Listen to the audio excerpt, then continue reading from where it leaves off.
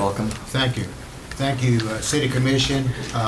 This is the interlocal meeting with the city and the county, special call meeting, and clerk, will you call the roll for the county? Squire Sebastian. Here. Squire Blackburn. Here. Squire Muller. Present. Squire Tracy. Here. Squire Booth. Squire Moore. Here. Judge Wells. Here. We're here. Do you want me to go into the next item, or you? I'll call it. I was with you. Okay. I'll go ahead and call a roll. Sure. We'll call our special meeting to order and ask the clerk to please call the roll. Commissioner Waldridge. Here. Commissioner Tippett. Here. Commissioner Wissman. Present. Yes. Commissioner Sauer. Here. Mayor May. Yes, here. And I'll turn it back over to the judge. Okay. Once again, thank you. And for those back here, thank you for being here. I know this is a little awkward. We're doing our best to speak up. As Mr. Tippett said, he wanted us up there, but I'm not sure. I wanted to turn my back on. Welcome, everybody. Thank you for being here. And we are honored to be to have Mr. Craig Turner to talk with us regarding parcel B and C. Mr. Turner, welcome. Is that all right to go that way? You all need to say the same thing? You want to say the same thing? Oh, no, always good to have Craig with us, Mr. Turner. Okay. Welcome, sir. Always glad to have you with us.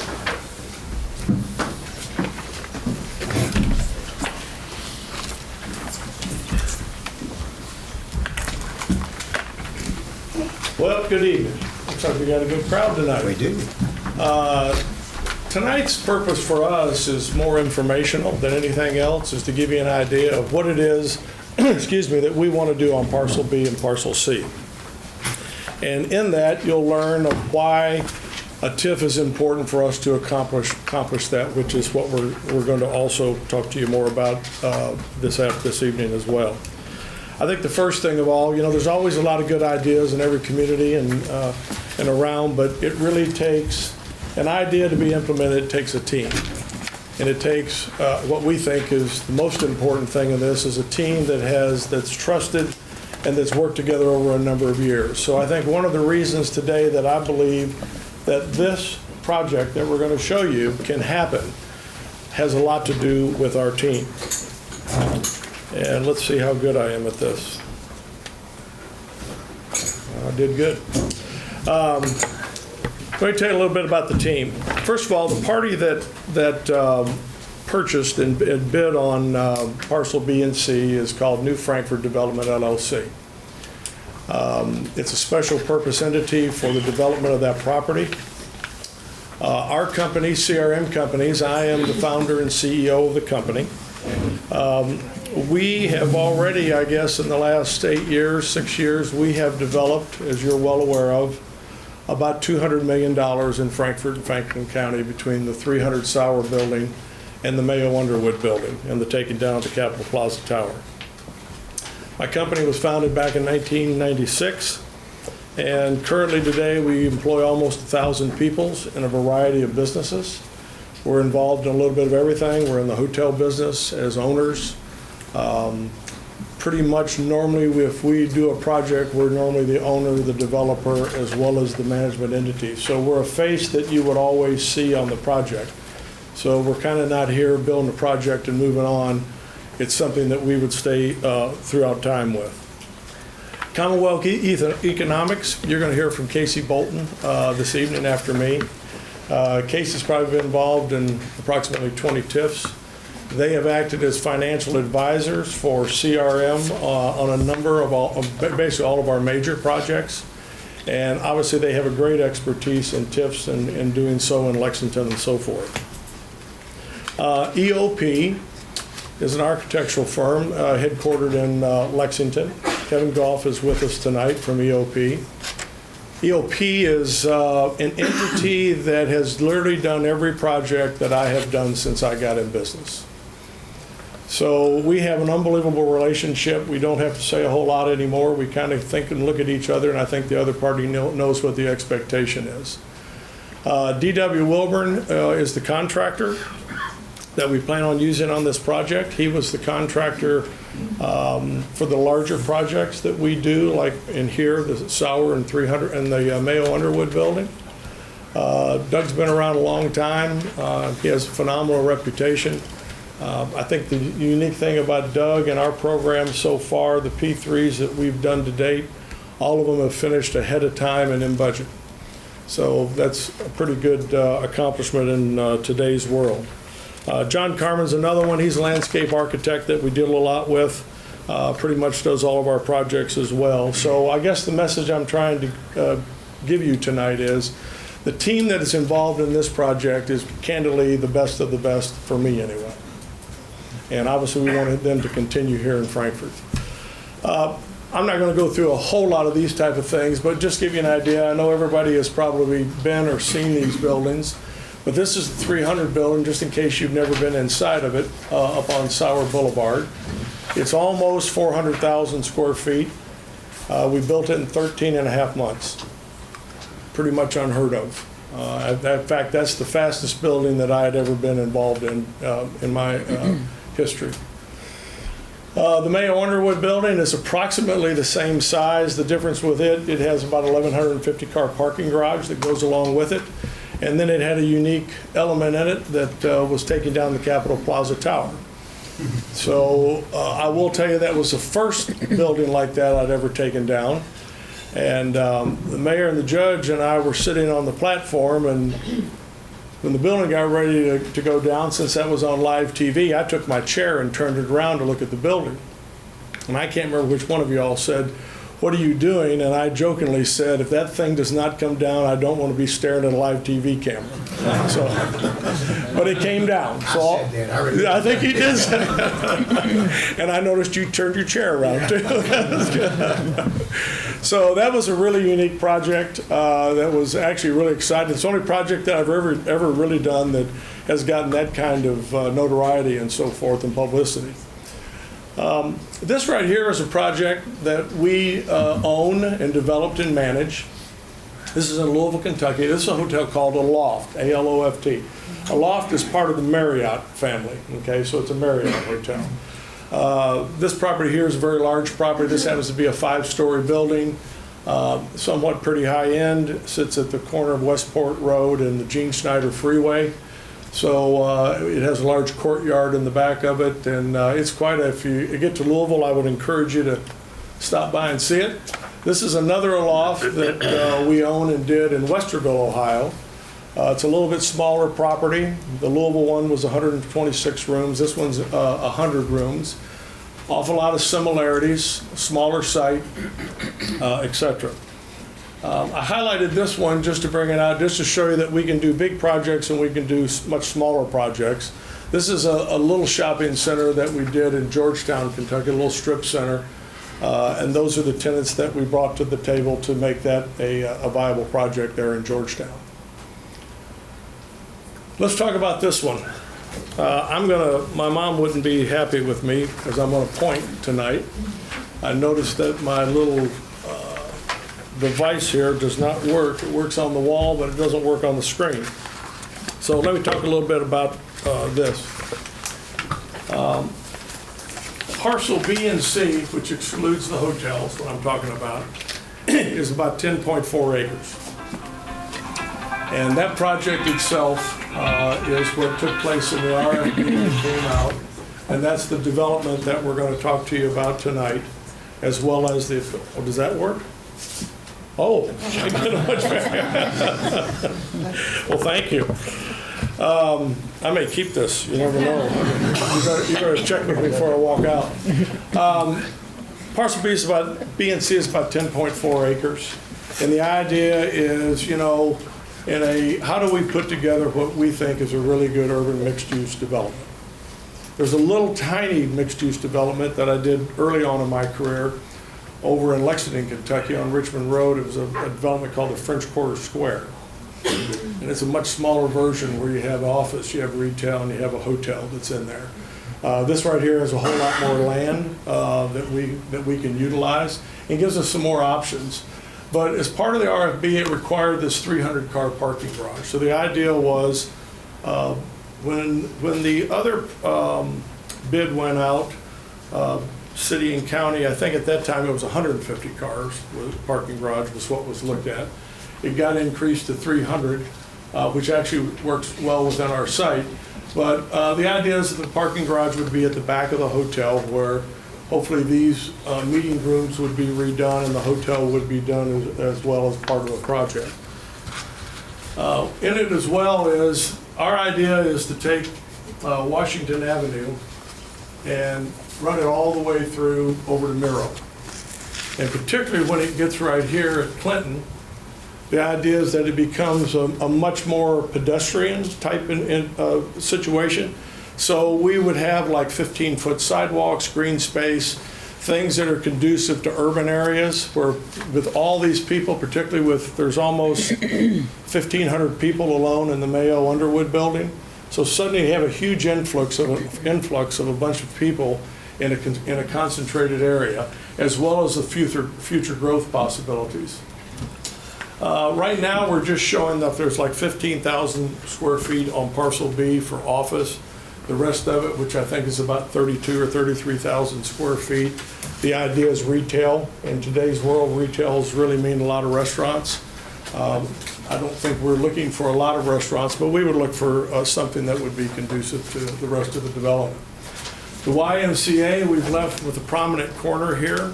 We've had a number of conversations with them, and I can tell you that I'm pleased to say that I think conceptually we've all agreed about how we can make this work together. Our goal too was to make sure that the YMCA worked, so as part of the financial package with them, just to give you an idea, we're talking like $1 a year lease for that property, so they don't have cost of ground and ongoing cost of land as well. So the idea is that all of this development would be done by one party, and that's us. So we are the only ones on that site, and to be honest with you, that's what makes it work for us financially. We don't like it, honestly, when other people get on the site. Our schedules go off, our costs go up, etc. I don't have any up-close type things because we're still kind of moving some things around here, but this pedestrian walkway I think will be really inviting. The retail that's next to it, we still have some options to move some of these things. Nothing you see here is in concrete. There are about 216 apartments that are designed for the downtown area. To be honest with you, I don't know if that's too many or that's not enough, but we would attack it in a phased-in scenario. So we would do, I'm sure, one of the buildings first, see how fast it goes. If it goes, then we go to the next one. And when it goes, we go to the next one. If it goes really fast, then it all happens, which what we would prefer that it all happened at one time from a cost standpoint. We're trying to leave, obviously, our parking. We've learned that residents in apartments tend to shy away from parking in parking garages. They like surface parking. So it does take up a lot of ground, but I think that's the need and the best way to move, get those apartments moving. Parcel C, where the Y comes down, when this happens, Parcel C becomes the staging area for all this construction. It's a place for us to put equipment. It's a place for us to store things, etc. So right now, we're not doing much with Parcel C except when the Y closes and we're all in agreement of what we're doing, the Y would come down, the parking deck underneath of it would come down, and we would do much like we did at the Capitol on the plaza, where everything comes back down to ground level. So it matches kind of going all the way across. With that, there's some extra site costs and dollars that get involved in doing that. We were very, very fortunate that and I wish I could tell you it was my idea, but it wasn't, but I thought one of the best ideas that we had on that project was when we took the Capitol Plaza Tower down, all the costs are hauling this waste off. We took that entire building and crushed it up and made it the new foundation for the new building. So there was a lot of cost savings there that took place that we were able to do that without hauling all that stuff off site. So we basically just recycled everything and put it right back in the ground. This will be a pretty good demo job to, again, move everything around. If you've noticed out there, we finally have everything level on Parcel B. We'll do the same thing to Parcel C. The idea right now is if this corridor gets opened up, which is in part of our cost to do so, We're thinking this is more retail-oriented, which could mean restaurant-retail combination. We left this right here for future development we hope there will be another office user. The idea here is, I'm not saying we wouldn't preclude anybody from coming, but the idea is that there wouldn't be any more state buildings down here. These would be private buildings with dealing directly with the private sector. So the idea is to leave this here that overlooks the river as future development. So this project is going to take us at least 24 to, I don't know, 30 months to get built. We're pretty quick, but this is moving and getting a lot of things done at one time. The idea of this project is it's a lot of money. And that's why we're here tonight to kind of inform you and tell you more about it. Let me go to this next slide. What I want to tell you about this slide is this. I want to tell you what's not in this slide. What's not in this slide from our purposes to build buildings, there's no interest carry in the project that I'm showing you here. There's no fees, soft costs, which is architectural, engineering, development, etc. When you add all those things up and you add it to this bottom line here, it's well over $100 million. So we're talking about a $100 million investment in downtown Frankfort. What I've outlined here, these numbers are our base that we want to talk to you about tonight.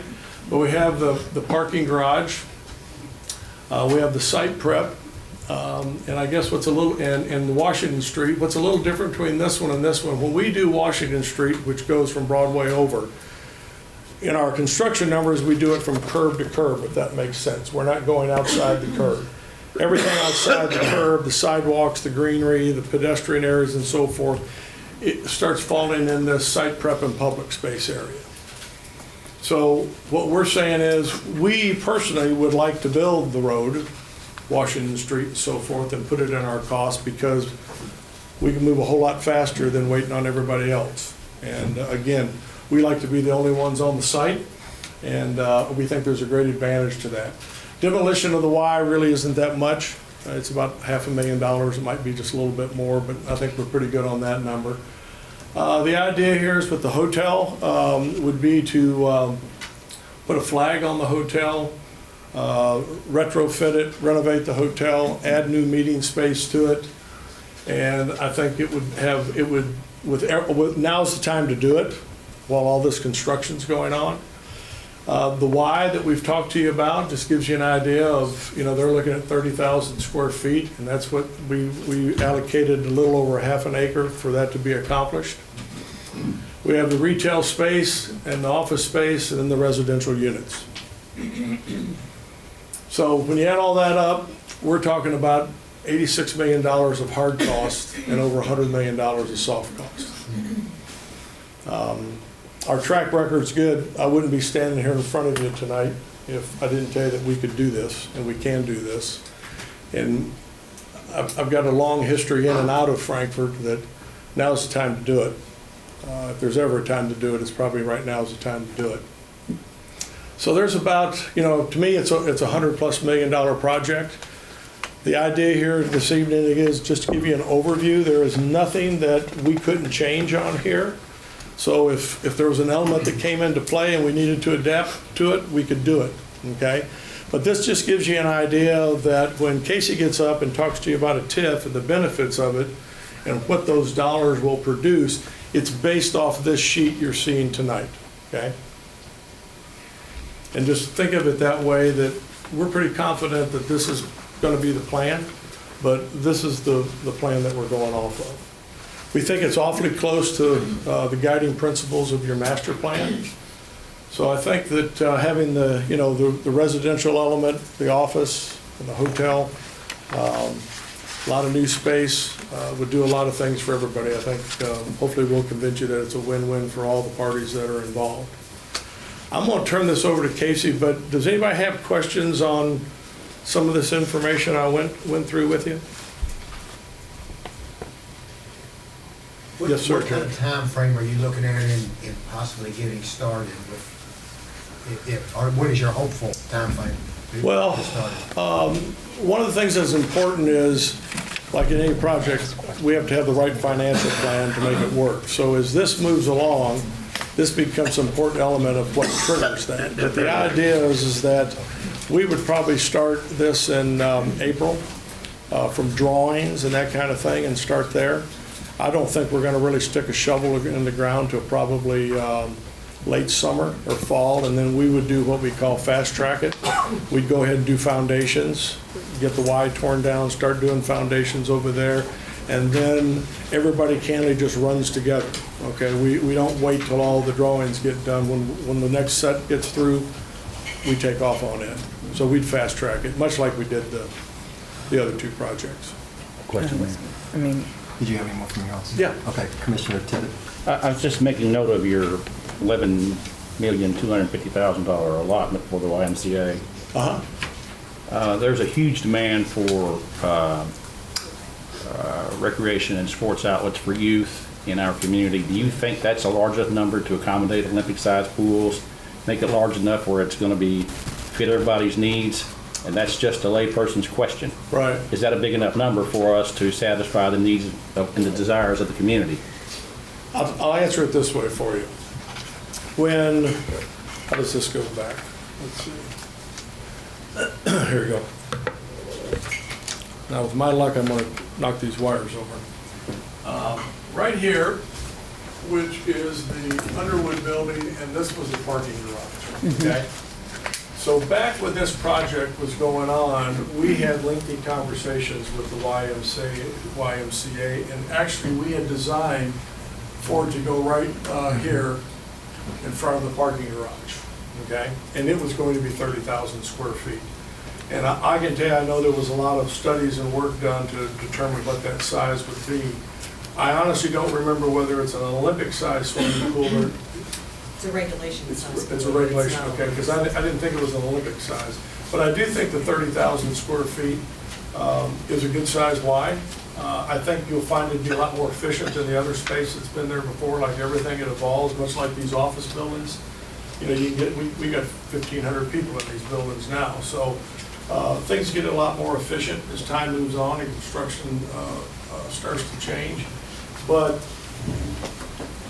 I guess to get out of that answer, I'm not the Y expert and I don't know, but I know from the last go-around that we did, I think everybody felt comfortable, and I think the spaces that were designed, we're kind of using that same idea here, so I think it's pretty good, to be honest with you. You did? Commissioner Waldridge. so with that being said, since it's not an Olympic-sized pool, do you think that Olympic-sized pool, once, as we're supposed to be giving money to the YMCA and some of our regulations, do you think that Olympic-sized pool could go there? What I'm seeing is we have a small YMCA on the upper part of West Side. We have a YMCA here, and right now I call it sort of a puddle where everybody goes downtown to the pool, and it's a puddle, and we're just pedaling. I don't want that for my city again. And my opinion is that we do need an Olympic-sized pool, and I feel like that's to some extent of city giving money that to hold them up to certain regulations. Could it still be possible if we work with the YMCA to push that Olympic-sized pool there? The answer is yes. If there's a decision to put an Olympic-sized pool there, we'll accommodate it. Okay. Because we're even looking at things, I don't know how well you can see the screen from over here, but this Y is an L, okay? And this right here is the gym. Okay. And one of our thoughts right now is that we want to make this bottom part of this L be over here instead. Okay. Because this is prime area for retail space or frontage space. So we're probably going to move this over here that will affect that design of that parking structure. Okay. So there is room that, going from a regulation-sized pool to Olympic-sized pool, we can accommodate it on the site if that's what it takes. I have another question. Okay. With your parking garage that you have here now,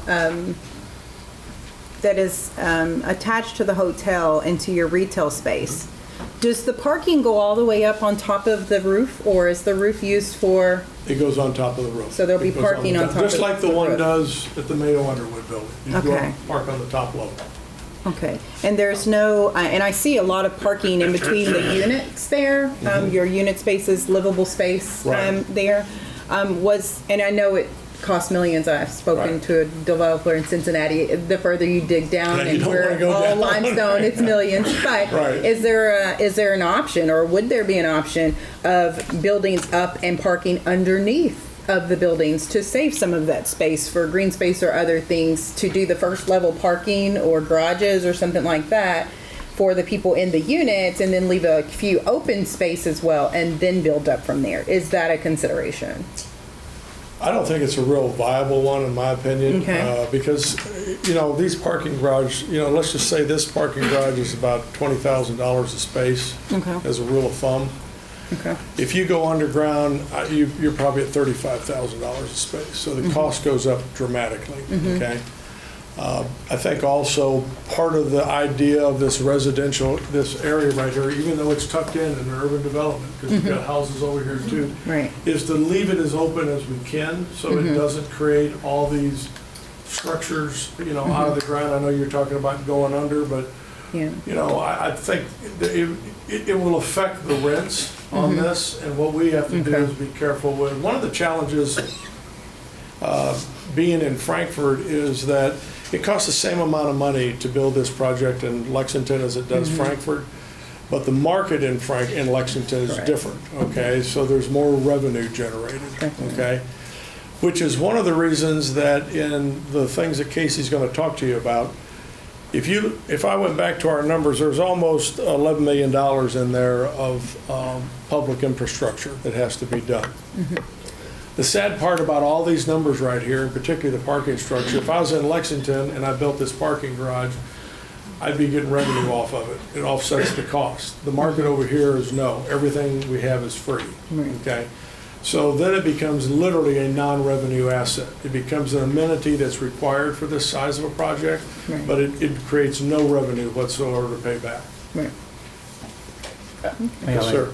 I don't want to get into the minutia of it, but I want to throw this idea out. I couldn't tell by the picture that within a block, 2 blocks at the most, we've got more than 3,000 state employees. Right. And when you bring restaurants in, the idea of having green space where just these employees, state employees can come and sit outside Right. and be in an area where it's conducive for going to get your lunch and coming outside and having that kind of green space, I think would be very, very good for those employees Right. and for our downtown community as well. If you would consider that. I think you're dead right, and, again, this is called mass blocking, okay? We're just showing a block. This doesn't necessarily mean that we can reduce this from 30,000 feet, create a green space, create a canopy, those kind of things that you're talking about. So the idea is to find the right tenant with the right mix that's, one, is going to be attractive to all the employees in the area, and yet create all those things that you're talking about as much. The trend today is as open as you can keep it, the better off you are. Everybody wants to sit outside. In fact, we changed, if you look at this right here, this happens to be our business.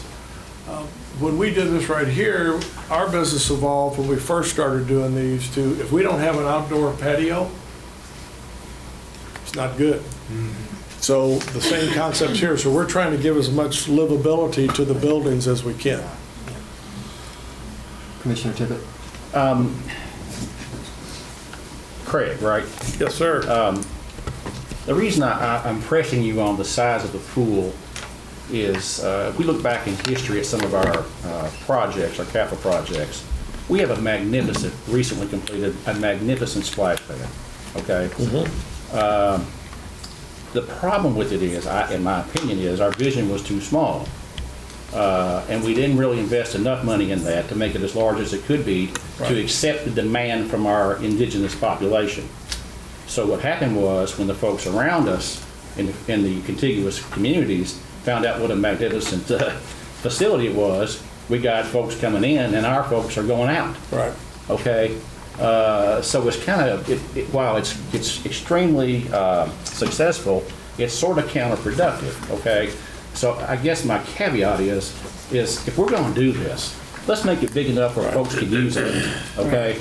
And let's get our home folks a place they can use, Right. okay?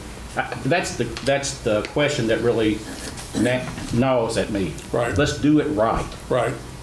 Well, this is the opportunity to do it, and I will say that location where the Y is, obviously is at some point in time immediately starts to get landlocked. So it becomes a matter of whatever the programming is. In doing projects, the key, we rely on the architects a lot because we send them in to meet with all the tenants and come up with a program, okay, a space program. And now is the time to do it and have a full understanding of exactly what you do want to do. But whatever that program is, now's the time to do it. I mean, from a size standpoint. But I'm sorry, I'm not that well versed on Ys and their memberships and how all their numbers work. But I know they're a phenomenal operation. But I can't. Other than if you're going to do it, now's the time to do it. I agree. Yeah, Okay. I mean, Right. Commissioner Walter had another, whenever you're finished. I'm finished.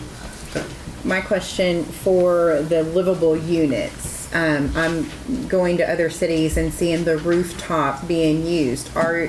In your development, have you allowed the rooftops to be used for green space, for space for the residents to use as well, since it is sort of compact there, there's a lot of parking there, and that'll give them sort of a green space to enjoy at the top. Is that possible in your development, and have we take that in consideration? I don't know if there'll be green space up top, to be honest. We're in the midst right now of doing our feasibility on this, to just see what we can and cannot do. We actually have a meeting set up Thursday, isn't it? Yeah, we have a group coming down from Cincinnati Thursday that specializes in all this. So we're going to sit down with them and do some more brainstorming as to the actual design, as well as the mix. How many 1 bedrooms, 2 bedrooms do we have, that kind of thing. I'm the first to tell you, my forte is not on the residential side of the house. So I'm not shy about going finding somebody that really knows the best way to do this. So that's what we're in the process of doing right now. But those will be one of the things we talk about, and what kind of amenities are we going to need for these apartments for them to be successful. That's great. Sally had one. Oh, you did? One of my biggest goals in the beginning of this entire process was to maximize residential space. I know you all primarily have been a developer for commercial space, and I'm still concerned that there's not the level of, I still am concerned about owner-occupied residential space filling up some of these places, and maybe there's potential for that in the future. Right. Some of the undeveloped parcels that they're still in planning. But several questions. Do you have a target price range? Have you identified market target rate for apartments for this community? No, I have not. Okay. That's what we're in the midst, we're right in that process as we talk right now. Probably in another 2 weeks, I can probably talk to you a lot more direct about cost per unit. And part of that in tandem, there's a lot of surface parking there, and I've personally in the last few weeks just been doing a study of downtown, and within 2.5 blocks of that old Capitol, we already have almost 6,000 parking spaces in the city. People don't realize it. A recent study thought we had only maybe 400. There's a vast amount of parking in this area that I would like to see potential for more development, which in turn is a better rate of return for you all, and more opportunity to share the existing parking. The city has several garages. You all have constructed garages. The state owns additional. There's lots of on-street potential. There's lots of potential for adding on-street parking all over the city that we need to look into. But I would like, if there is an ability to focus on more residential additions to this, I think there's the demand. I know there's the demand, and would like to see that. There has been a lot of discussion of a desire for green space, and I'm actually been talking with the state and Historical Society about better using the old Capitol ground as a true community town square, if you will, that provides that opportunity. I think this area's best use is an urban development to the maximum potential, but I would ask you to consider nice urban amenities. You've already identified several streetscapes, fountains, things that make those spaces livable and attractive, which in turn, of course, makes your development more attractive. And I know there's still a lot of things in the works that will impact a lot of this. But of course, the final question is that you're getting ready to present is, you know, I'm just looking at what the TIF request is and what percentage of the project is going to be required of the city for assistance for those public infrastructure components. I know that those are going to be significant, and I'm concerned about the ability of the commission currently with our sort of tight purse strings to be able to meet the demand. So I'll be very interested as this develops more Okay. in what those Well, requests are going to be. I think we can answer that question for you Okay. tonight, give you an idea. Before I turn, is there any other questions? for I do, John? if you- Okay. I wanted to double check on the conventions meeting space. Would that be large enough to handle conventions with breakout rooms, that type of meeting space? What's in this plan right now is 20,000 square feet, okay? Just to give you an idea, the old convention center I think was 29,000 square feet of meeting and exhibition space. Now, these are more in rooms as opposed to one big room, okay? We did get a lot of feedback when we looked around about, I know there's a great need or an interest in being able to do high school graduations. That's not enough to do the high school graduation by the way these rooms would be built. I think there can be discussions as if everybody gets comfortable, and as we move along, we might have ideas of how we can do something about that, maybe make it bigger. But we need to identify those costs and figure out how exactly we're going to pay for them before it's over with. But, you know, I've learned you can pretty much do anything you want to do anymore. So we want to do exactly what you're talking about. Now's the time to do it. We want to do it right. We want it to look right. We want it to be extremely attractive, to be an amenity to downtown Frankfort. We want to be able to get Buffalo Trace and all those other distilleries involved in what we're doing. And that's all part of the plan, is to get everybody on board.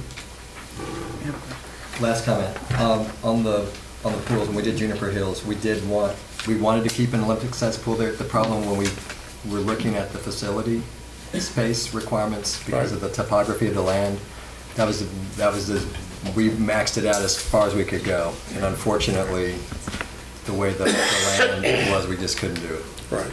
So, I do, Olympic-sized pools, I don't know that there's our Parks Director, do you know if there's an Olympic-sized pool in Kentucky anymore? I'm not sure. Are they like 50 meters, maybe? They're not 50 ready. meters by 25 meters. I'd say most of them are going to be the 50-meter, pools. But Right. Well, we can be the first. yeah, no, I was just saying that Yeah. if we don't, I don't think most of the swim meets are okay with doing the 50 meters, from what we were told at the time, because that was a big issue for me. Losing the Olympic-sized pool. Okay. Because we used to use, we used to make skateboard things out of them, but thanks. Okay. Any other questions? Barry, be okay if I ask a question? Sure. Go ahead. It's okay with me. You don't have a question? No, I have questions. Okay if I ask a question? Okay. Can I ask Eric Cockley a question? Is Eric here? Yes, Eric's in the back.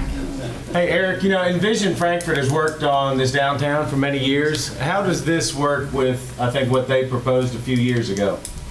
What did they propose a few years ago? I thought Envision Frankfort kind of had an overlay of what they... Eric, we come up here to the mic just so we can have it on the record. I can clarify it for you. I helped with that. The thought was to create infill development and reuse parcels with density and scale. I think this fits pretty well exactly what Envision has worked to do, to see the redevelopment of existing infrastructure rather than sprawling or underutilized resources, or in terms of land usage, making the most of the density you possibly can.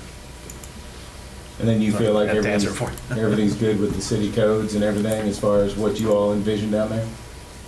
Well, to start, I think we can all agree this is a great example of infill development. They would not, based upon the procedures in the state's, bidding procedures, they would not be here today if we hadn't reviewed, myself and the county planning director, their base concept and signed off that it generally seems as an appropriate concept based upon his compliance with the downtown master plan that we, of course, all participated in.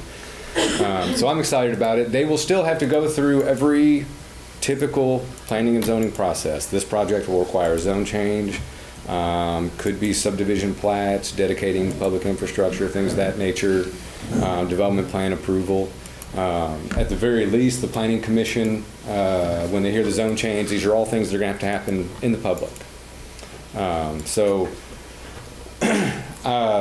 beyond just saying, generally speaking, I'm excited about it as a Frankfort resident and to get to work on it from my end. But beyond that, I mean, I have to be careful. This is still going to come before us for staff to review once a final project is put together, and we'll review and take our recommendations to the Planning Commission at that time, and then ultimately the zone change will come to the Board of Commissioners. So I'd hate to speak too in depth about if that's. Yep, perfect.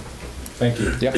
Eric, maybe while you are there, can you just speak, there will be an opportunity for public comment essentially through that process. That's been a concern broadly in the community, that the zoning change will afford an opportunity, as well as the eventual zoning change through the body here will provide opportunity for the public to get more involved and more familiar with the project beyond just the. Go ahead. Absolutely. The zone change will go to the Planning Commission. It'll be a public hearing. They do generally allow public comment at that point in time. The project will have to have a concept plan, so they'll see generally what they're planning on doing. And then subsequent to that, it'll come to the Board of Commissioners. So the topic will be in front of the public. It's not going to go from here to, shovels in the ground without the public having an opportunity to see what they're planning to do. Is that Josh's questions? I have one. I need understanding. Eric, since you're up there, a lot of this is going to require several inspections of multiple types, and based on the square footage and the amount of people used, a lot of those are going to be state inspectors. True. Okay. Are we working on something for expanded jurisdiction to see if we can get some of these inspections done at a local level? I believe your office has worked on that topic. And if Mr. Hewitt wants to comment on that, I haven't been directly involved. I'm not sure that's an appropriate question for this, because that's a separate part of this. No offense, but I don't think that's,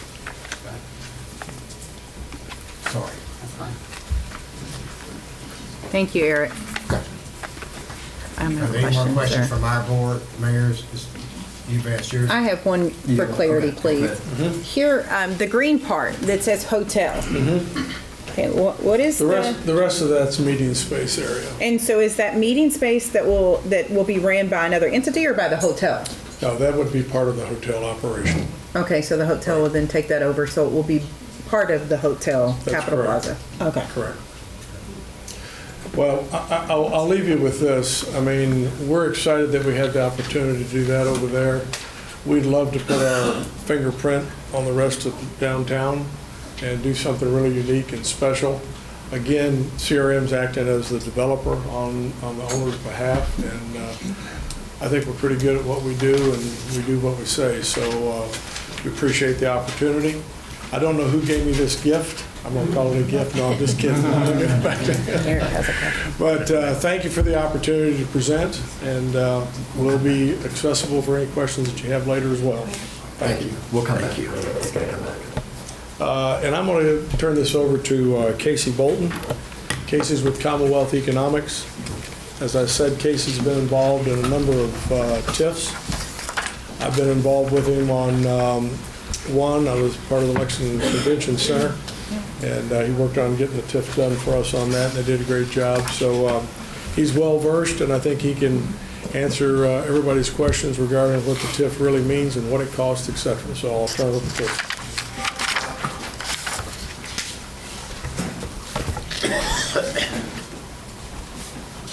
So now we get to the fun part. How do we pay for it, right? So thanks for the intro, Craig. I'm Casey Bolton with Commonwealth Economics. We're a municipal advisory firm based out of Lexington. I've been in business since 2007. I've been with the firm since 2009. And as you mentioned, we've worked on a lot of TIF projects since then, all over the state, a couple outside, but really most TIF projects that have happened in the state of Kentucky of any size, we've been involved with in one way or the other. The governing statutes of the TIF legislation were really written in 2007. The founding partner of our firm was Secretary of Finance with the state at the time, and really thought that TIF legislation would be a good way to incentivize projects that were looking for handouts for things like parking garages in order to make them happen, other infrastructure needs. We're, I think, the 48th or 49th state to codify TIF legislation in our statutes, so we had a good chance to look at all the other TIF statutes where they've had good points and where they maybe let themselves down. But what resulted was a very complicated and technically advanced process where it all starts at the local level, approving which taxes are participated for certain projects. There are a few different programs. Some involve state participation.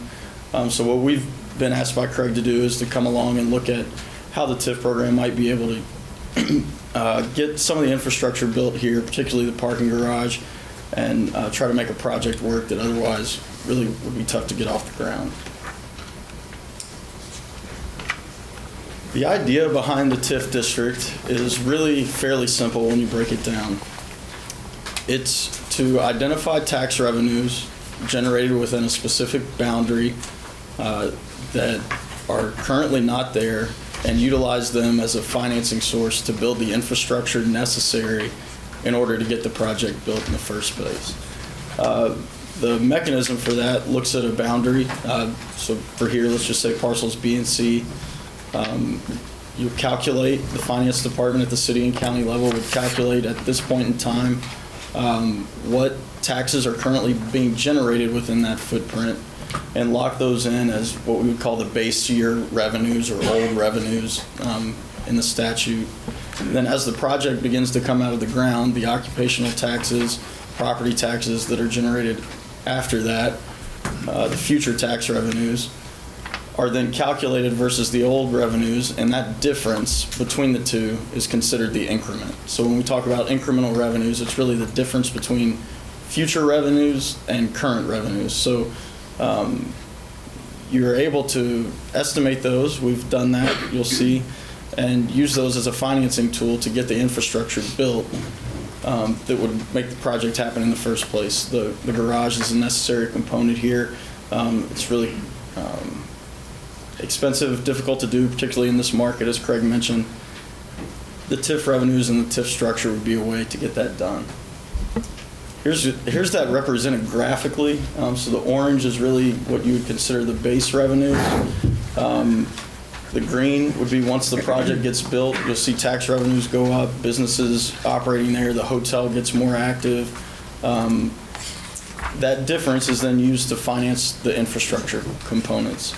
All of the current taxes that are being generated, those base revenues, still continue to flow as they normally would to the city and county, so that you're not necessarily coming out of pocket for those. And then at the point in time that the TIF ends, which we've shown as a 20-year TIF, all of the future revenues then mix with the base revenues and all go to the city and county and other jurisdictions once the TIF ends. An important piece of that is that the TIF does not add any taxes. It doesn't change the way that taxes are collected. If you're operating in a TIF district, you really wouldn't know it. There's no increased fee or anything like that. There are also no tax exemptions. Everybody pays the taxes they normally would. And it also doesn't restrict the property or, as was asked, allow any foregoing of other approvals. You still have to go through zoning, planning and zoning, get all of the necessary approvals to build the project in the first place. It's really just a way to capture that increase in tax revenues and use it to finance the project on the front end. They can be used to promote one or more projects. The main purpose of TIF legislation is to finance public infrastructure, both hard costs and financing costs. There are a few state programs out there that allow state monies to be used for different purposes as well. There's really a lot of different ways to package it, and I think the idea here is just to get some momentum here to figure out a best plan to come back with you all and talk about exactly what mechanisms that might mean. Up to 100% of the city and county taxes, incremental taxes that are generated, are eligible to be pledged to the project. Also, any special district taxes. Similarly, what is not eligible to be pledged are school and fire district taxes. Those are prohibited by statute, so the schools would all get the benefit of all of that lift in property value that happens on the site. So the schools would get all of the benefit of those incremental taxes as well. The process for establishing a TIF district is complex. We've got to come back to you all several times. This is sort of an introductory to the program, but what also needs to happen is a TIF development plan will be filed. That will really detail what the ask is from the developer, how we envision the TIF working, what components are projected to be built as a part of the TIF project. Come back and have a public hearing, another one over that with both the city and county to allow public comment, whether they think it's a good idea, a good use of taxpayer dollars or not to incentivize this development. And then we'd actually sit down and draft the ordinance and the local participation agreement that spell out all of the terms of the deal. And then those would come back before these bodies again for a first and second reading. No taxing district can act to affect another, meaning the city can't participate county dollars and county can't participate city dollars or any other special taxing districts that would be involved, like the library.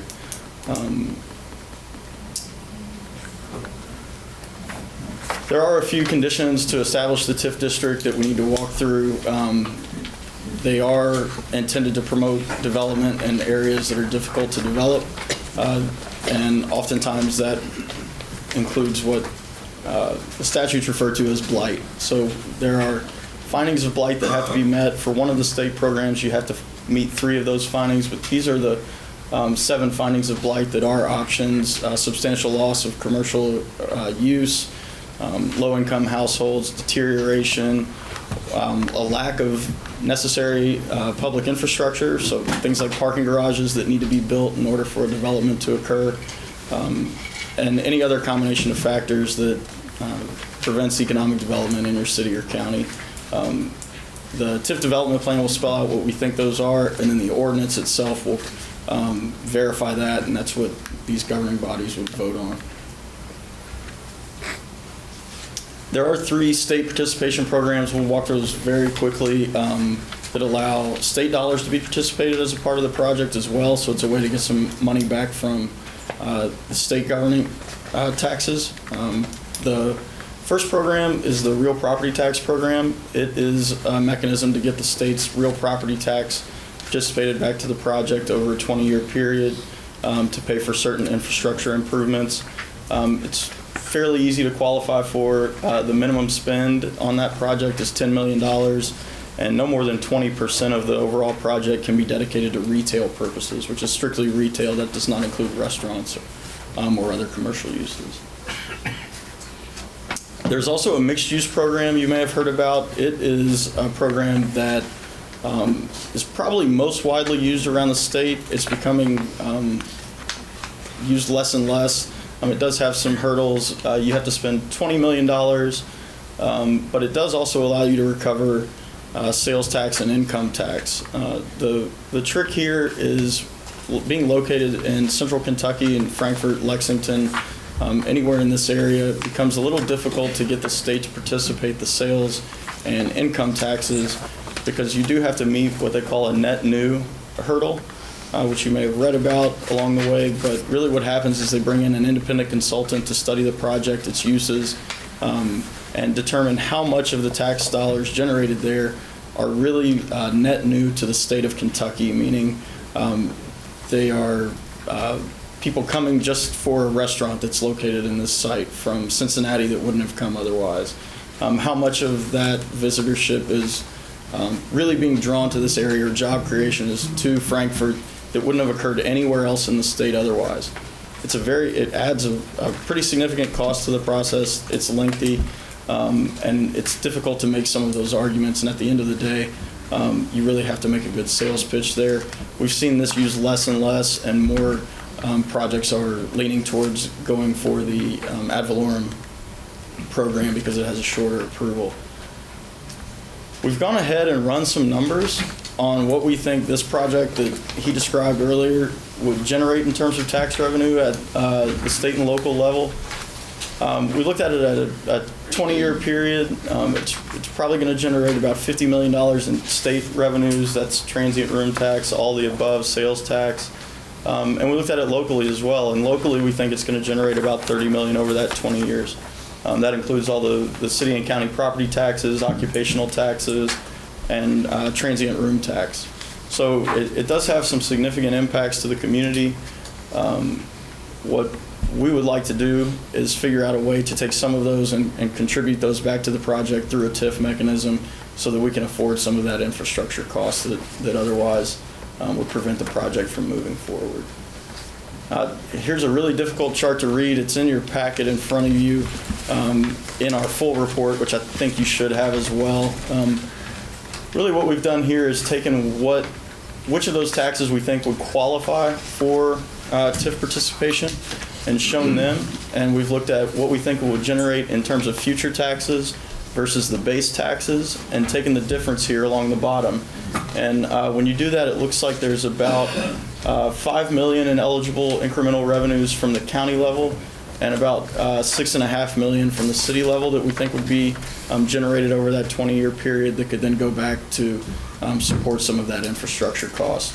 We've also shown the state incremental tax revenues there at the maximum participation of 80%. That's $32 million, but again, you have to hurdle that net new threshold, which we've seen $200 million projects in Lexington get awarded $4 million or less over the whole period. So it's a really lengthy process, and on this type of project, it becomes very difficult to win their support. So that's why we're probably thinking of an ad valorem TIF here, which would generate about $1.8 million in tax revenue, would be a little more appealing to get some money back from the state on this project. We've also looked at going to some other programs that allow rebates of sales tax on materials, some other state sales tax rebates through tourism. So we are looking at all options to try to layer that in with a local TIF incentive to try to finance the garage and the streets and the site prep and the $11 million or 10.5 or so that Craig mentioned earlier. That's a really quick run through of TIF. I know. I'm sure there are a lot of questions, both on the program and the process and how it fits this project. Happy to answer any we can. And again, we'll be hopefully coming back if everyone is generally supportive for a public hearing and we can hear the public thoughts as well. Josh, going first. Okay, Commissioner Tippett. I'm sorry, I forgot your name. Casey. I was so one of my former students, but you're much too young. Be surprised. But anyway, as a retired educator, I'm very concerned about what we do and how it affects our school districts, okay? And I may not word these questions exactly correctly because I'm not an expert. I don't claim to be. Is there an estimated value of the taxable value of the project when it is completed that will go on to the city school districts? Yeah, so over 20 years, we've estimated that would generate about $10.5 million. Okay. So that's $10.5 million. Just to the schools. Oh, to the schools? Yes, just for and Just to the independent schools. Just to the independent schools? Yes, at 0.7%. Right. tax. So, and to be very clear, you said it, and just to make sure we stipulate for the record, there is no carve-out of property taxes that will affect the school district in a deleterious fashion. That's correct. The TIF statutes actually strictly prohibit the participation of school taxes. So we're just stipulating that for the record for folks who are uneasy, okay? That's exactly right. And one other question I have, I guess I have this for my colleagues. So when we finally decide on what the mechanism of this TIF is, you guys will make a recommendation and it'll come before this board for a final vote? Is that how that works? That's correct. We'll be Yes, back that is. before you a few times. There will be a public hearing, which is sort of the kickoff for that consideration that allows public comment. The TIF development plan will be filed ahead of the public hearing, and the public will have a chance to come view it. It'll be at the county level and the city level on file. And then they'll have a chance to come to the public hearing, voice their concerns, their thoughts to you all as their elected officials.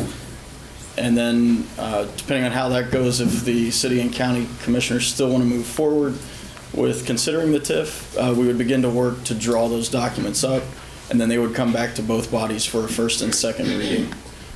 That can't happen. There's at least a 30-day wait period between the public hearing and holding a second reading. So there's enough time for everybody to digest it, hear from the public and things like that. And as I understand it, I think, correct me if I'm wrong. I'm sorry, Brenda. No, go ahead. I'm sorry. Commissioners, after you get through, he's going.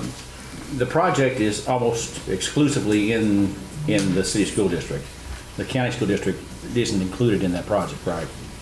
That is my understanding. Yes, that's right. Okay.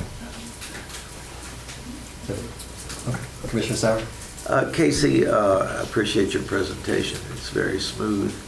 One of the things that's going on, I'm sorry, I got a little bit of a cold, but one of the things that you hear a lot about these days are opportunity zones on the federal level. And I know those are up. And Adam, are you an expert in that area as well? I'm not sure that anybody is an expert in those yet, but we are familiar with those. I believe this is all in an opportunity zone. What we have found is that it has a little bit of an added benefit, but it doesn't make a project that's on the fence go. There is a little added benefit. You may get a little bit of a better return on the project. It's particularly useful in places like Frankfort, where, as Craig mentioned, there's a little bit of a market gap versus other markets. So it could be utilized. We've spoken with Craig about trying to find ways to do that, to get some more equity into the project.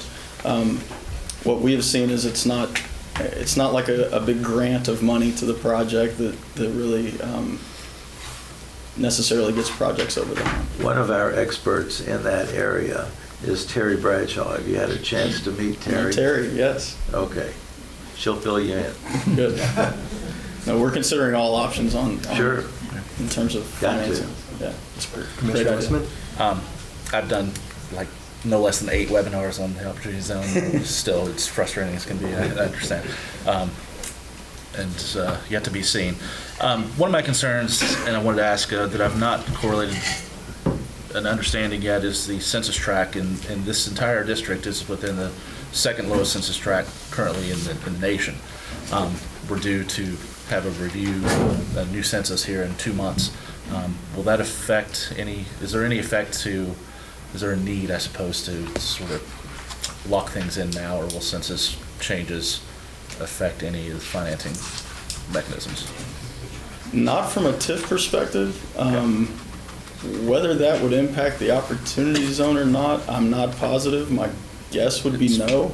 It's supposed to, but it's yet to be seen too. We'll see. I think that deals with more like new market tax credits. Yeah. Like the LMI designation. I wasn't sure if it did TIFs or not. The way I understand the opportunity zones is they were established when they were established, and they stay that way. So we'll see. But it could impact new market tax credit applications and things like Right. that. We've already made that designated as a opportunity zone. It's been designated. Yeah. So I don't think don't believe that would change. And I don't know that it would change because it's going to be based on all the same information. So I can't see that changing from a low to moderate, LMI means low to moderate income area. We've got our staff that could, if that's not, if I said anything that's not exactly right, just let me know. Okay, they're shaking their heads, right. Did you all talk about new market tax credits? We have. Did you not do it because it hasn't been fully funded by the federal government yet, maybe?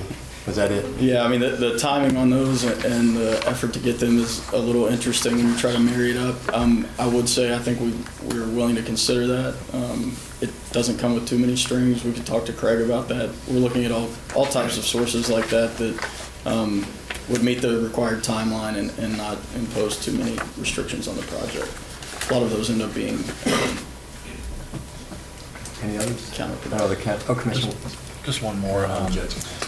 There's projection of $4.7 million in occupational tax potential over a 20-year period. Hopefully it's much higher than that. What is the consideration? What exact taxes are potential to be impacted by the request? Can you just Sure. go over that a little bit? The request is $10.6 million for public infrastructure, TIF district. Sure. So the taxes that are eligible to be pledged by the city and county are occupational taxes, which would be payroll withholdings and any net profits taxes, as well as any property taxes controlled by these two bodies that are not school and fire. So that number includes really the maximum that we've estimated would be available based on the build-out scenario that we've looked at. The way that breaks out is really largely occupational, and then there's a little bit coming in on top of that from the property taxes that are eligible. It doesn't quite probably get to what it takes to finance the garage, but it's close. I think we'd be asking for as many of those as we think we can reasonably. Over the full 20-year period? Yeah. Some TIFs are 30 years. There may be the option to stretch this one out to 30 years and lower the participation a little bit, but you start doing that, it just adds to financing costs and things like that. So we're still running some of the numbers. Ultimately, I think what we'd like is to get, and it's important to reiterate, this is just the incremental taxes. So we would actually look at what the Y is currently doing in terms of occupational tax withholdings, what the property is currently generating, and any of that becomes a baseline that still flows as it normally would. So right now, the baseline at the local level in the district is really only about $52,000 a year. We've estimated about $30,000 in occupational tax between the hotel and the Y. But all of those are actually looked at once the documents are created by the finance department to get actual numbers for the base year. It would not be based on our estimates. The other thing that's important to consider is the actual tax revenue generation is based on what happens. Our estimates really don't matter. And that's the beauty of TIF, if they underperform or the garage gets built but nothing else, and there are no incremental tax revenues, the city and county are not left holding the bag paying that debt service on the garage. So that's the beauty of the TIF mechanism, is it is very self-policing in that regard. It allocates the risk, depending on the project. The idea is to try to allocate that risk of balancing the TIF revenues versus the upfront capital expense on the project, such that the developer's incentivized to get the project built, get it up and running, employing people, and creating economic activity in the downtown core. I think our city attorney would ask it, but just also too, I think, just as a little asterisk, that's based on tax rates staying at the current levels. That's correct. The way the documents typically are written is that the incremental tax revenues are based on the current tax rate. So we also typically see inflators built into the base year so that you're not stagnant in that regard. Look at the actual CPI and adjust the base year accordingly. Present value. Exactly. All that stuff. Yeah, I was going to say, I'm just, you can just say it. Okay. Just a I couple got to of run out for a second. questions, if you don't mind, Casey. You answered one of them, which is what happens if there are no incremental tax revenues, and it sounds like we're not responsible for those amounts if that's to occur. Quickly, when in the development timeline do the local incremental revenue payments start? I know you have year one up there just for, So typically there's an activation date, at which point the developer is typically allowed to pick their starting point. It's usually between 2 and 4 years. after the project is completed or during, from the After point approval. that the So, approval? Okay. At the state level, it's a 2-year window with a 2-year extension as an option. Great. Typically, what you would see is the project built and then an activation. Activation date. And then the only other question I have is public infrastructure, of course, being what we're mainly concerned with here.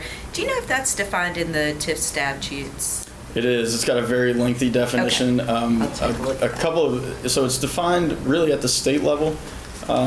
At the local level, you have the ability to use tax revenues for things that don't qualify as public infrastructure as well. Okay.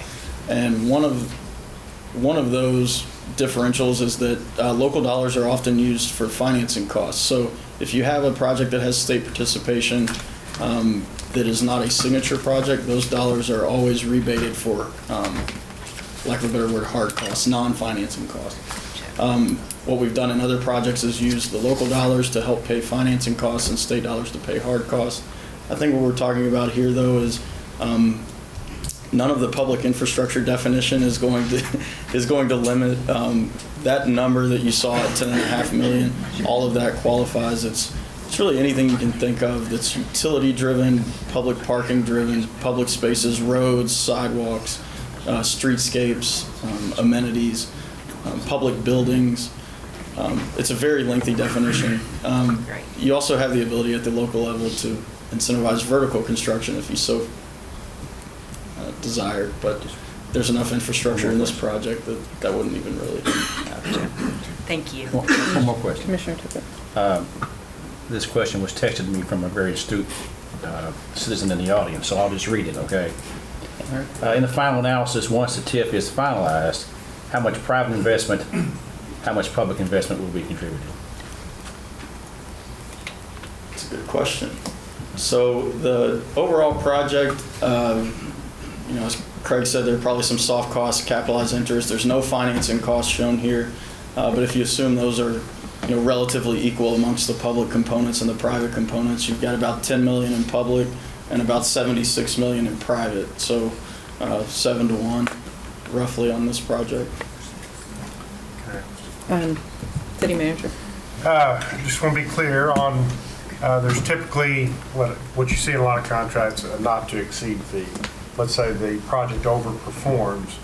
You've broken out the public infrastructure costs, the cost of financing, and you've got an end number probably for each year. If it goes out to year 16 and it's done much better, and we've incurred a lot of taxes, paid it off early, it ends early if it's paid off the investment? Is that it certainly can. If you wanted to pick a number and cap the participation, even if it's north of what we've estimated, just to protect the city and county from over participating. If a major tax producing business moved in there and it was over producing more than what was necessary to pay the debt service on the infrastructure, then we could cap that and protect everybody from that situation as well. And you also indicate 2 to 4 years out, you usually activate as fast as they move. It may be sooner than that, but sure. That would mean a lot of the construction revenue and the business tax associated with that would probably not fall in the TIF. We could see a small bump in revenue to the city and county. Yes, you could. You could activate during construction. That would maybe lower some of the financing costs. Obviously, it starts the 20-year clock early, so the back end becomes lost, if you will. There's oftentimes some construction costs that go to the city. In this case, it would be the city from occupational taxes that would fall outside of that activation period that would be benefits as well. Obviously, there are other taxes that we haven't shown here, like tangible property taxes, insurance related with everything that goes on here. So there are other taxes that would be generated as well that aren't participated that everybody will still benefit from. One question regarding tax basis. We essentially lock in a tax level for this this district in perpetuity. But that doesn't mean that the city can't raise or lower taxes outside of the district. Increase in property tax, we have had about a 10-year period of consistent decreasing of local property taxes, which has put us in a bit of a spot, and this year we decided to come back a little bit to the average rate over the long term. An increase in taxes would still generate funds for the city outside of the TIFing district. Yes. Correct? Yes. Another question about the public infrastructure. Is there what would the request be for the public spaces? Obviously, once they're built, they would become owned by the city at some point. Is there a period of time to define when ownership takes place of some public infrastructure component at the end of the taxing period? Actually, that can be managed completely independent from the TIF. Okay. The road and street does not have to be owned publicly or privately to be treated as a public infrastructure purpose for the TIF statutes. If you all wanted to take on the road and maintenance, I think that would be okay. If they wanted to keep it, that's independent of anything to do with the TIF mechanisms in the statute. I like the comment. As long as all the public is allowed to use the road. I'll be happy to turn it over to you. I'm sure. And that's a good point. This is the beginning of a negotiation. This is a very complicated issue and document, and got a lot of players involved, and there's a lot of different parts and pieces. If we're set up to spread salt and push snow on public streets, that'd be a burden on them probably. That's something you can talk about in this agreement and work it out on the front end. That's exactly right.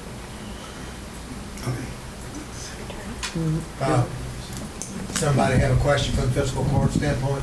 I do. Okay.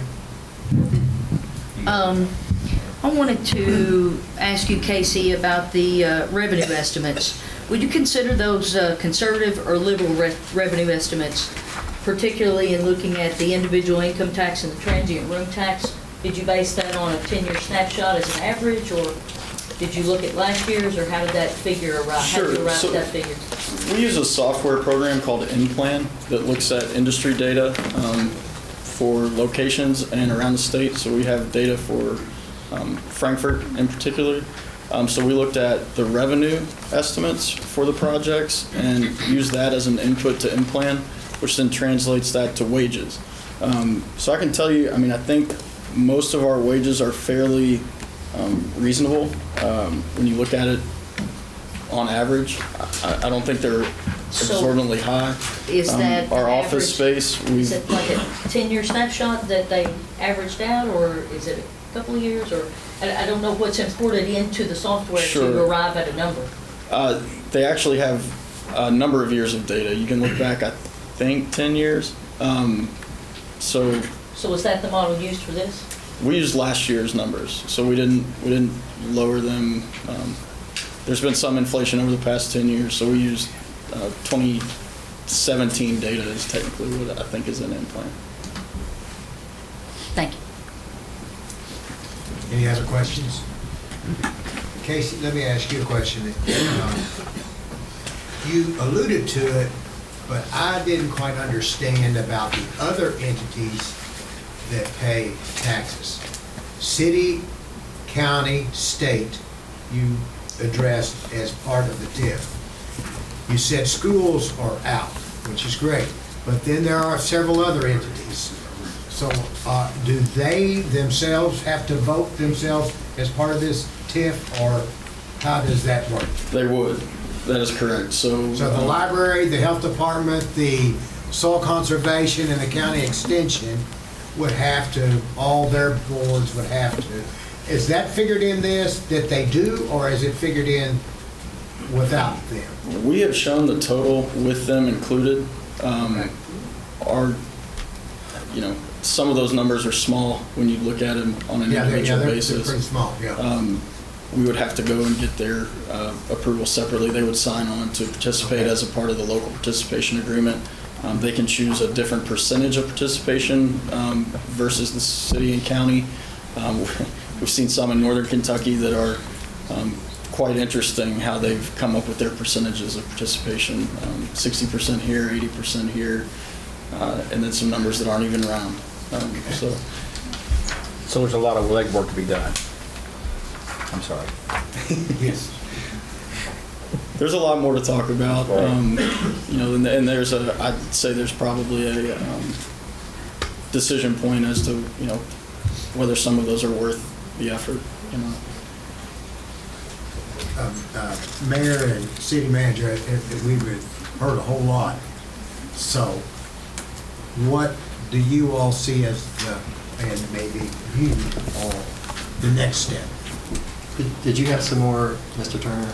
No, I'm going to end up with Casey. I think if we get a good feeling you all will consider this, I think we start entering into what the agreement will look like. They've got a TIF development plan they have to get ready. There's a public input process that has to get going. So there's a clock that needs to start ticking, and but we got to get really fine-tune the numbers. I think the city and county should cost share on a TIF expert to help walk us through this that we hire on our side. I think that would be a good idea. I'd suggest that to you all. It's a very complicated document. But we kind of, you know, generally, is everybody, you want to go a little further and see what this looks like? See if it's an idea you would all consider is what I would want to get out of this meeting. It's more of a question, time frame here. You all would like to begin construction in April, effectively, or take ownership of property. TIF district being in place, what is our time frame to make the project amenable and a go? Well, I think from an approval standpoint, it's probably depends how fast we move, but it's probably at least a 2-month process just to get through it, to get the documents filed, get them reviewed, approved. Yes. And that's if there's no back and forth, you know, we're hitting your meeting schedules, maybe even some special called meetings in there. It would be nice to get that going. We can work pretty quickly to get documents ready, but you know, ultimately that depends on your all's approval. 30-day review period. There's a 30-day wait period after the public hearing, so that I would say the sooner we can get the public hearing scheduled, 3 months, and get into the true negotiations, the better. But we just need to move forward with the directive. Yeah, please. Yeah, if you want to give it, I have to be careful about voting on anything. We're not. Yeah, it's not. For me, no, me. Yeah. Potential. There. Commissioner Sauer down there. Casey and Craig, I guess what we're asking of you is give us a sheet of step-by-step what we need to do and timeline of what we need to do it. Very accurate, very precise. We can do that. Yep. Give that to the city manager. And I know the. Did you say the county attorney had? Did he? Yeah. It's just a couple numbers, Mark, from the county attorney. What's your plan B? So assuming that TIF is not a viable option and that the body's politic rejected. Probably a better question for Craig. But. Yeah, I mean, I think that the plan we put forward to you today, candidly, is going to require a TIF.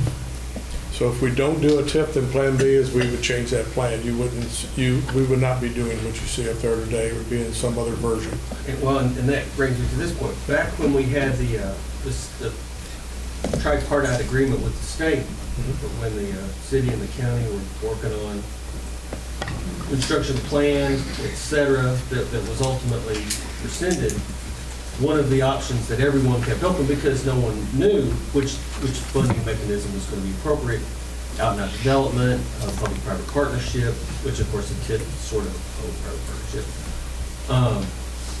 Have you explored those other options?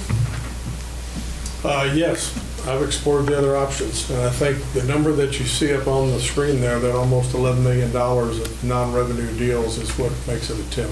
Okay. Yeah.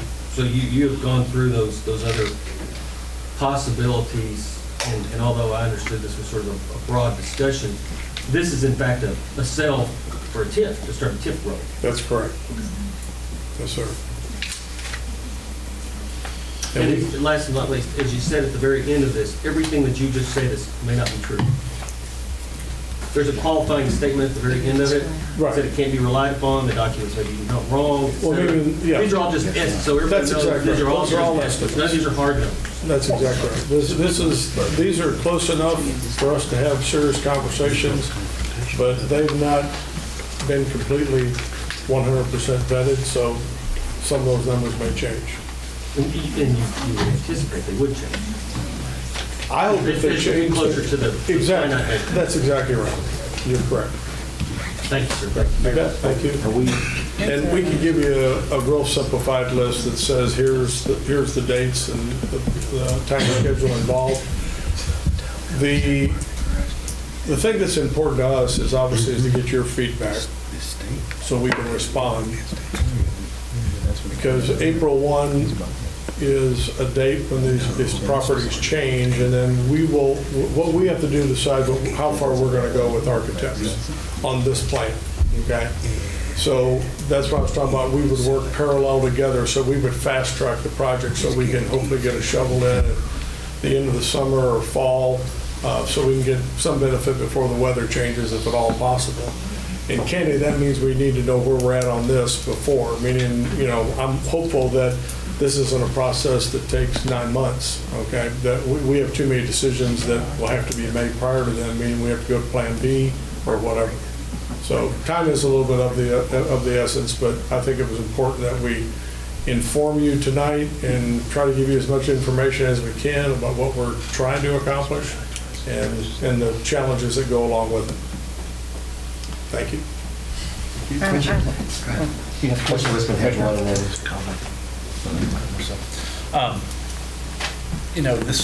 This is not quite my vision, what I had intended and hoped for this area, but nonetheless important. This is a tipping point and a transformational period for Frankfort. So I want to thank you all for being willing to invest and for having the wherewithal to follow and try to develop a plan that follows our community's desire. There was a lot of people and a lot of planning and a lot of time put into our master plan for downtown, and I was really concerned in the last year what we would get in the end with the state handing everything over to a private developer. So I appreciate that you looked at our master plan and trying to comply as much as financially feasible with the desires of our community. That said, I have a lot of concerns generally that we want to make sure we do our due diligence and have professional financial and legal expertise that review all of this shiny new toy. I want to make sure we don't lose current tax base, current employees that already are paying in the city to a district that in fact hurts us. And so there's a lot of things to review, but I think we can all hopefully agree that this is one of our best options. And we didn't get another, frankly. The state, I believe, still needs to be party to this and look at ways that they can help us, since their decisions really impacted all of this. Over the years, the city contributed a great deal to the convention center and other spaces that we lost, and really got no return for that, except for a big vacant hole. So I'm excited about the potential, but I think it's pertinent on us to move expeditiously and make sure we cover our bases and proceed with some MOA between the county and us and others to have those legal reviews that we need to protect our interests. But thank you all. And I will say just one thing, sorry, I'd forgotten I had a note here. Finish up, Commissioner, finish up. Hopefully this will be a very long-term project, that these buildings last 100 years. It would be ideal. So I just would encourage you, there was a lot of thought and effort put into the zoning regulations. A lot of us participated into the material types, long-term, more permanent materials, architectural interest that reflects local community. And I'd like to make sure that you do due diligence and do consult the community on some of those interests. But I think you already are, so thank you. Thank you. Mayor, I think we have 3 votes for directive. Oh, I'm sorry. Yeah, Commissioner. Go ahead, Commissioner. On one of your pages, it did have, because I'm still uneasy about the YMCA, so I'm just going to speak on that. On your list, it had 11.5 million listed for the YMCA, but then you said there may be a change for the right side of the YMCA to move to the left side, and it would configure that parking garage structure a bit. The number that we had was 9.5 million when our so gracious commissioners down here threw 2.5 million at them. That was a difference. Your number and our number was a difference of 1.75 million. Is it going to cost 1,750,000 to move it from left to right? Is that why there's a discrepancy in numbers?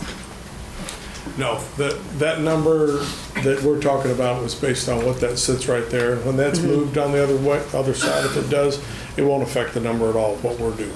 Oh, okay. So the cost of the Y, we had estimated around $250 a square foot, then plus their FF&E. So I think when we're adding those numbers together, that's what we're coming up with, those two. Now, let's put it this way. If it doesn't cost $11 million to do the Y, as Casey said, we don't reap any benefit from other, Right. It's only what the number ends up being, Right. is the bottom line. Mayor, there's been a lot of community comment about the YMCA since we decided to support it. I thought it was imperative that this body support the YMCA, which does so much for the community, and this is just more of a general statement for you and the public who are watching. We have a tremendous amount of people who watch late night on Cable 10. I don't get it to this day, but do you know the exact acreage that moving the YMCA frees up for future development, taxable base, and other potential there? It's almost 2 acres, my understanding? I'd say that there's probably 3. Okay.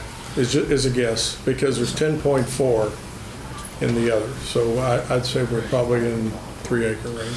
So more just a general statement. Okay. Kevin 4 said acres it's on 4 parcel C. acres on parcel C where the Y is, right? So just again, as a general statement, this body was supportive of the YMCA moving because it frees up almost 4 acres of potential developable space. That one, a body, the YMCA currently doesn't have the funds to move on their own, and 2, would not be doing this without some public assistance. So for the community to understand, $2.5 million invested in the YMCA develops a space for us that is integral to the future of this community, while freeing up more taxable base that will turn revenues multifold to this community in the long term. At the same time getting a new facility. So there's been a lot of pushback against giving the YMCA some incentive whatsoever, but I think it's important that the community understand the potential beyond just the facility itself for this project. Well, I would echo what you just said. I think the Y is an important element on this development down here. I know everybody's looking for it, would like it. I know that conversation within the buildings are, I think they'll find their membership to be good when the new Y gets built. I think I'm even more optimistic than they are. So I think it's a tremendous amenity to the area, and that's one of the reasons that, candidly, instead of us getting to a negotiation with the Y of how much do we want to either sell them the property for or whatever, the idea was we do it for $1 and get them in there, because they themselves will help generate other things. So everybody benefits. Thank you. Commissioner Walters, you want to say a comment? No, I just had a comment. I definitely support the YMCA in getting that. However, I do want to make sense of the city's money as it is our taxpayers' money at $2.5 million. And not one question was asked in where that money's going and what we're going to get back for our residents. Moving a building to a completely new corner is great. But if we're waiting in a little bitty pool and a pool not large enough for us to have meets and for us to actually to get swim, then it's pointless. And then our residents look at us as though you're spending $2.5 million in what? And we should have a say in what's going there. I'm not saying I'm not against it. We needed a YMCA a long time ago. And this shouldn't even be on our plate for it to even have that. And if you read in your information, the $1 million that they've put in for the past decade, where? And where has it been? Our YMCA is horrible, and our residents have had little to nothing with the YMCA. So I'm expecting if we move forward and we put 2.5, we need to know what our people are getting. I'm not saying not build it or anything. I support it. I've said I've supported it. But at 2.5 million, how many times have anyone come forward and said, I want 2.5 million, and you don't ask questions on where it's going and what we're going to get out of it and what our residents are going to get out of it? We have to ask questions. I understand we're throwing money around, but now's not a good time when we're about to lose our financial person, and we need to make sure that we are good stewards of the city's money. It's not my wallet, it's their wallet. And I want to make sure they're not waiting in a little bitty pool. All right, thank you. Thank you. We can adjourn if y'all are... Mayor, do we need to give the staff a directive, or is that implied or inferred? No, you can do it if you want. I think we need to give the city manager and staff a directive to begin negotiations to form a TIF or investigate the possibilities of forming a TIF. I agree. No vote. We're moving forward is what I'm taking. Is that okay?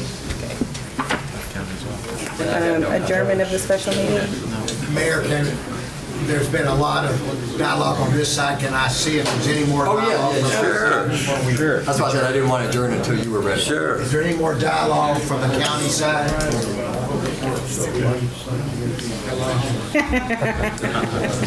There you go. Before we adjourn, can I make this statement from our standpoint? Mr. Parker and Mr. Turner, we need your sheet, your guidance sheet, okay? We need that guidance sheet.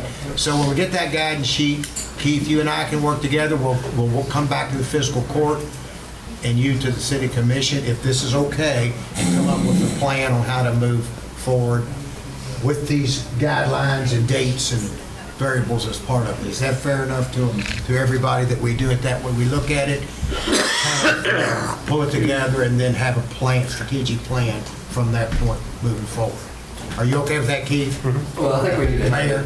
Yeah, absolutely. But it's going to need to be like as soon as possible because it's going to have to be either later this month or first opportunity at our March, whatever date that is. We understand that's just, but we really need to have a roadmap on where to go because this is new to all of us. Okay? Can I ask, has iBody developed a costing estimate of financial impact for professional expertise that we need to engage in? If we're doing a budget amendment later tonight, should we make and ask the county while they're here to make a contribution? They can't vote. I think they're doing We understand and that will be part of us, of what we see what it is, what the cost is, that will be part that I will bring back to the fiscal court. And Commissioner, to answer your question, I honestly have absolutely no clue what the financial impact would be for a consultant, but I'll start on it tomorrow. Thank you. Thanks. Adjourn? We move to adjourn? I would not, we're going to go first? Is that right? Yeah. First. Okay, so is there a motion to adjourn from the county? Second. Clerk, call the roll. Squire Sebastian? Yes. Squire Blackburn? Yes. Squire Muller? Yes. Squire Tracy? Yes. Squire Moore? Yes. Judge Wells? Thank you for this opportunity. And thank all of you for being here and allowing us to all work on this together. Thank you very much. I vote yes. Thank you, Judge. We move to adjourn. Second. Moved by Commissioner Walton, second by Commissioner Westman. Any discussion? Seeing none, all those in favor signify by saying aye.